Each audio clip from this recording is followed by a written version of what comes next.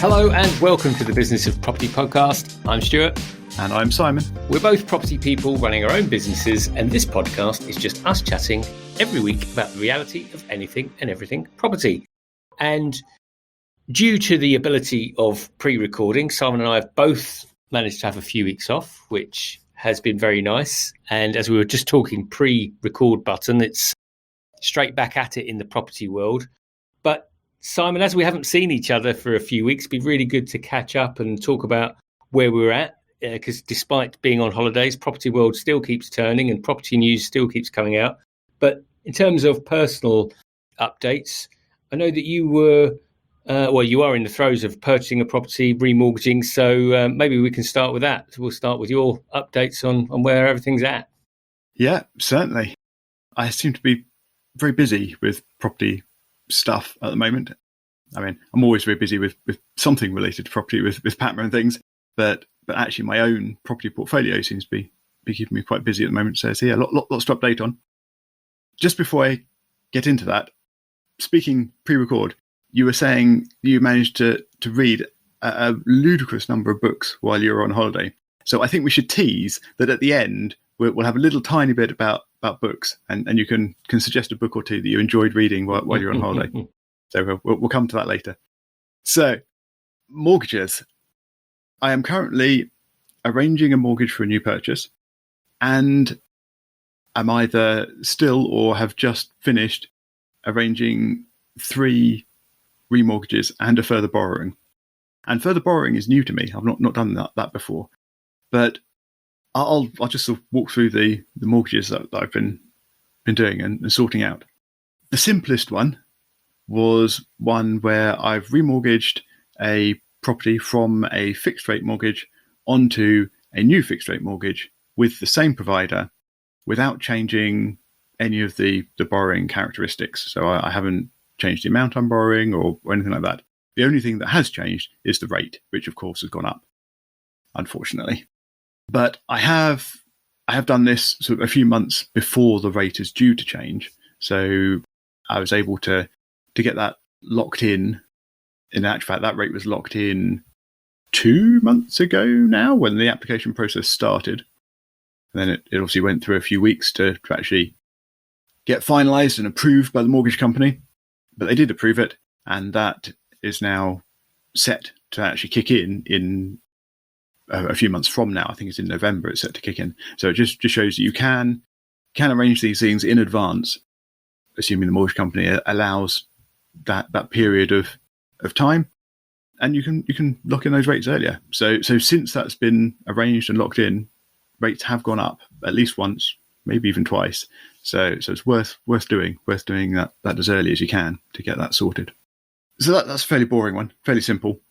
Next one, which was slightly more interesting, and this was a remortgage on a property. In fact, this is the first property that I ever bought, and amazingly, it has had the same mortgage since I bought it.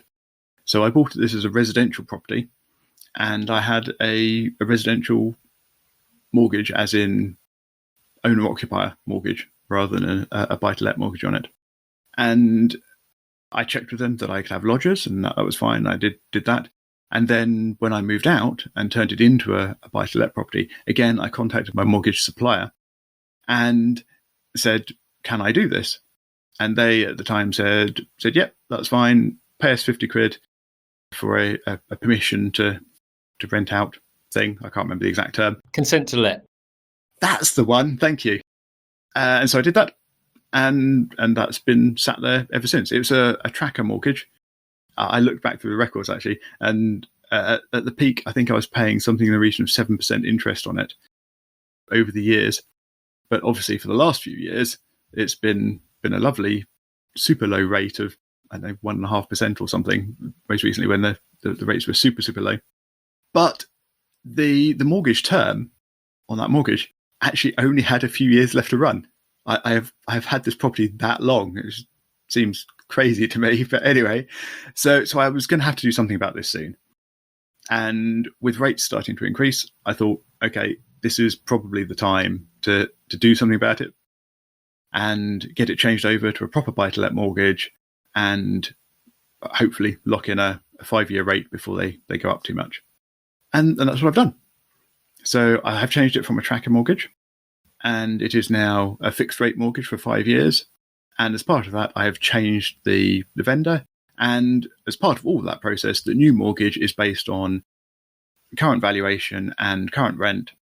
And I've hence been able to increase the borrowing on that property. So as part of that remortgage, the new lender has sent me some money, which is always very nice. And that will go into the coffers for the new purchase. So again, relatively straightforward, although there was some toing and froing with my mortgage broker, and as always, they need a whole heap of proof for all sorts of things. Arranging the valuation took a little bit of effort, because you've got to coordinate between a number of different people, tenants, and mortgage broker is sort of funneling all the information, but then the mortgage company issued it to the surveyor, and then the surveyor's got to sort it out with the tenant. But anyway, it did happen. The harder bit in this one was that because I've got relatively long-term tenants there, the EPC had expired. And the new mortgage lender said, we need a current EPC, or we're not going to lend on this. And this was something that myself and mortgage broker didn't pick up on particularly early in the process. So this was sort of a bit of a curveball later on. They said, we need an EPC. We need it really quickly, or the offer's not gonna last. And I was like, okay. So that was more toing and froing and back and forth with the tenants and an EPC provider and what have you to arrange that. And crazily, that just getting that EPC scheduled in and then the report back and back over to the mortgage broker took nearly 3 weeks.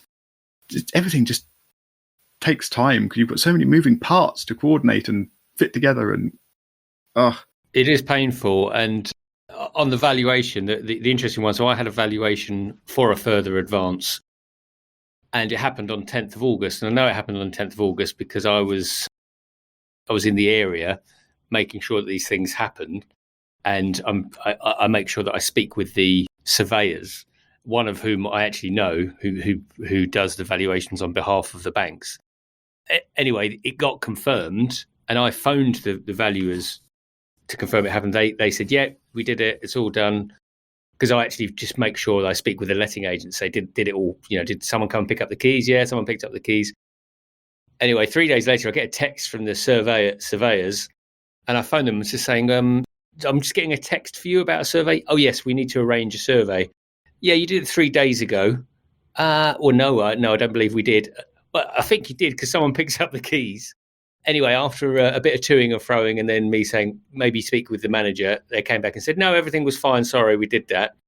2-3 weeks on, the bank are now asking me via the broker. The broker said, oh, do you know when the survey's booked in to happen? Yeah, it happened. It happened on the 10th of August. That was now, that was 3 weeks ago. So I've now got a disappearing survey that's happened. So I need to follow up on that. But I understand the pain, obviously, of the surveys and the EPCs. Everything just takes longer than you want it to. Yeah. My survey stories get worse with the next one I'm going to talk about as well. So it's actually kind of, well, no, not quite the same as yours, but gets a bit more involved. So I'll carry on with that one then. So the next remortgage I've been doing, this was again on a property I've had for quite a while, and again it was on a tracker, and there were 2 reasons to move off the tracker on this one.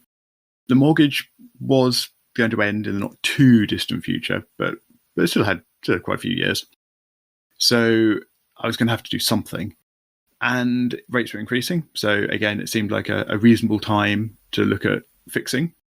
However, most significantly was I was wanting to extract some equity from this property as well.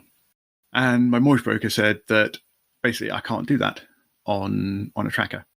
The only way I was going to be able to do it and get a reasonable rate, I mean, there were other products around and I could have changed provider and things, but he identified that the best value was going to be to stay with the current provider, but remortgage the current borrowing from a tracker to a fixed rate, just as is, and then apply for a further borrowing from that provider to sort of make up the extra equity withdrawal, which was only possible once the main mortgage was on a fixed rate with this provider. So lots of, again, requirements filtering through there. But they processed the whole thing sort of kind of together. The remortgage from tracker to fixed went through, well, there were valuations and things, which I'll come to in a moment, but that went through relatively quickly and was fairly straightforward. And then the further borrowing took a bit longer, sort of just for the mortgage company's processes and things after that to then come through. But that has now come through, or rather their offer for it has come through. I haven't got the money. They've sent me some more forms and some more paperwork. Yeah. And they're never going to send you the money without a few more hurdles here. It's never going to be that easy. No, quite. And once I filled in this set of forms, that should include details and things for them to be able to release the funds from the further borrowing. But I've got a question for you actually on that, Stuart. So I'll come back to that in a moment. I'm just going to talk about the surveys. So the survey for this one, again, it's a tenanted property, so it needs to be arranged with the tenants. So as part of this initial application process, I provided tenant details and contact information and things to the broker, and they obviously filed this and filled this in with the mortgage company. And then the mortgage company started trying to contact me to arrange the survey. Well, that's nice and all. I can't actually do that because I'm not the tenant. I'm not at the property, and it seems silly for me to sit in the middle. And they said, "Oh no, we've tried contacting the tenant as well, but we can't get through to them." So then I have to go back to the tenant and say, "Have you had any contact?" No, not had anything. And goodness knows where the communications were falling down, but somewhere along the lines, they were not managing to contact the tenants, and they were not managing to arrange the survey. So having double checked all of the contact details for the tenant, the name, the phone number, etc., the broker resubmitted this information to the mortgage lender, who then forwarded it on again to the surveying company. And then they retried, and somehow magically they did manage to contact the tenant this time and arrange a viewing. Sorry, not a viewing, a visit for the survey. Now, the interesting thing to come out of this survey was that the mortgage company actually came back and said, "Yep, survey's all fine, but did you know you're not charging enough rent?" And this was actually a specific point they raised as part of the mortgage application process. I was like, well, yes, I know it's a bit below market rent, but that's because the tenants have been there for a few years. And while we have increased the rent, we've only increased it a little bit, and rents have gone up quite a lot. So yeah, it's quite interesting that the surveyor actually particularly pointed out that the rent was, I don't know, £200 a month or something below what they thought it should be, and that the mortgage company then came back and commented on that to me, or to the broker, and then to me. But there you go. Surveyors and mortgage companies trying to push up rents. Yeah, it is interesting, isn't it, that they do that? And yeah, I'm not sure. I think if they felt it impacted your ability to, support the mortgage, but in that scenario, it just feels like, why don't you bump your rates? I was like, well, it's kind of like if I've passed all of my stress tests and I'm comfortable, it's probably my business, my property business, rather than yours, at the end of the day. But I suppose someone thought they were doing someone a service somewhere along the line. Yes, I suppose so. I mean, I am obviously being restricted in terms of the amount I can borrow because the rents are lower, because of the stress testing and things. But I have accepted that, and that is, as you say, part of my property business and the way I've decided to do it. So my question around this is, they've sent me this form saying we can send you the extra money from the further borrowing, and they have said this offer is valid for 6 months from whatever date it was, I don't know, a week or two ago now, but for a while. And they've said, when would you like it? And now I'm thinking, well, I don't need it right now. So should I say, well, I'll have it in 5.5 months' time? so that I don't start paying for it until then. Then the other side of me thinks, well, what if something really unexpected happens? So they've said the offer is valid for 6 months, but what if they find that the base rate goes up 5% or something in the next 3 months, and they decide they just cannot possibly cope with sending this money to me? I think that's unlikely, but I don't know, Stuart. What do you think? Should I err on the side of collecting the money while I've got the chance, even though it's then going to sit in my bank account for a few months before I can do anything with it and effectively lose value? Or should I ask for it much further down the line so I'm not paying for it for longer, but there's a little tiny risk that maybe something will go wrong? I'm sure you can guess my response on this one, but for me, a bird in the hand is definitely worth two in the bush. And while everyone's ready to give you that money, I would take it. I think you're right to think that way, though. I think it's a very prudent approach. I guess my view is again, of all of the hoops and everything that you've just been through, my concern is that there's always something that could come out of the woodwork, a small aberration somewhere, and something gets changed. Whereas once that money's transferred to you and in your account, it's much harder for them to change. Not that I think they ever have or would, but I think once you've been through it, better to have those funds. But you're right to be concerned about the fact that you're paying for them. But an interesting one, and not one to scare tactic, but I mean, I've been looking at a couple of different mortgages for a purchase now, and the options we've had have changed a couple of times in a matter of weeks. And in fact, only yesterday, we had options of whatever the rates were.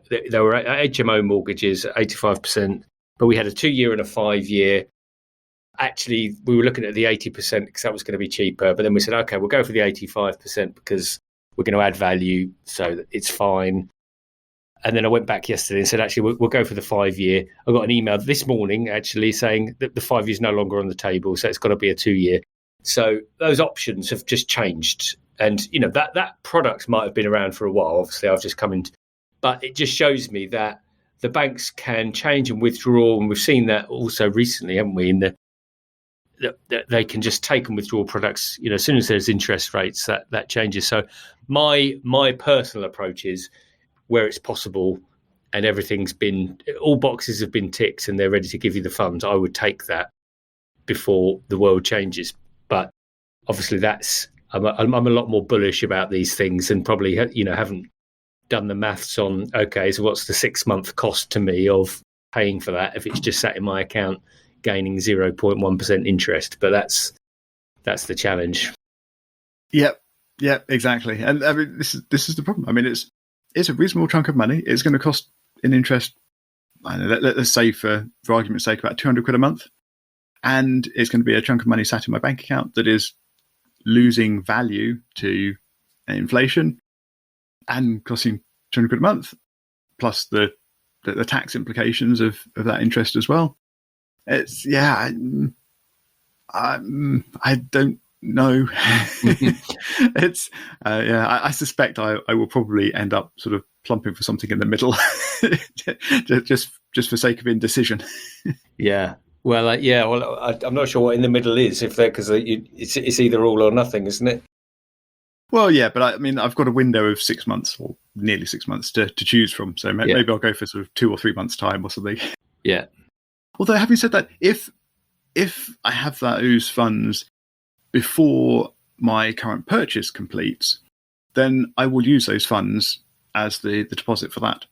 I have other funds I can move around to do that deposit and that purchase if needed, but it would at least save me the effort of moving those funds around, and they can stay in the savings accounts and ISA and what have you that they're in, rather than pulling stuff out of that. So maybe there's some benefit in doing that. Well, it sounds like from that perspective, yes. And also the other element which I was just reflecting on is of course, given the current environment, which we haven't really got on to talk about today, I'm sure we will, but with everything that's going on, you know, the cooling of the market, all of the pressures on, you know, personal economics, because I'm deliberately trying not to say all the things that we're hearing about at the moment, because I'm fed up myself of hearing about So save them for next time. Yeah, something that sounds like inflation or and all of that. And I think, well, we could be heading into a phase where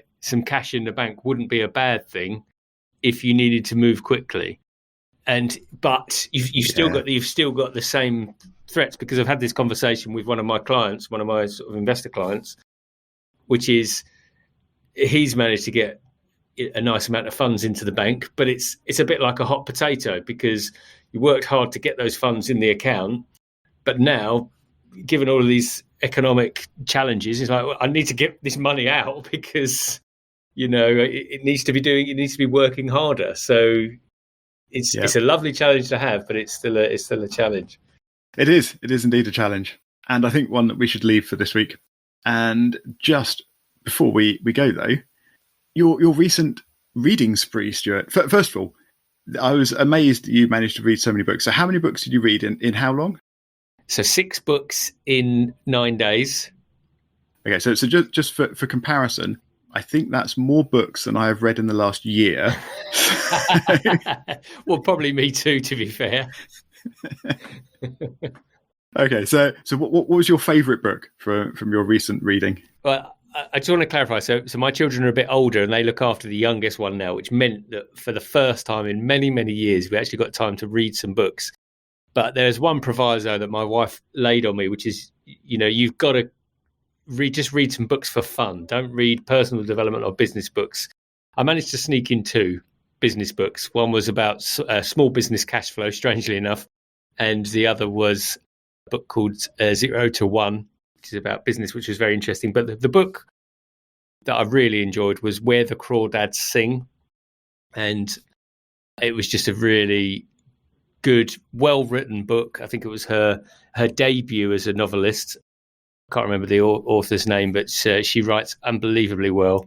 And it's just really interesting story, very emotional, actually brought up a lot of emotions. And my wife also cried while she was reading it as well. So I shed a tear, or, as I like to say, got a bit of dust in my eye as I was reading it. But that was really good. And a couple of other, by the Paul books, John Grisham, which wasn't so great, and another one called Blackwater. But Where the Crawdads Sing, if anyone hasn't read it, is really, really good.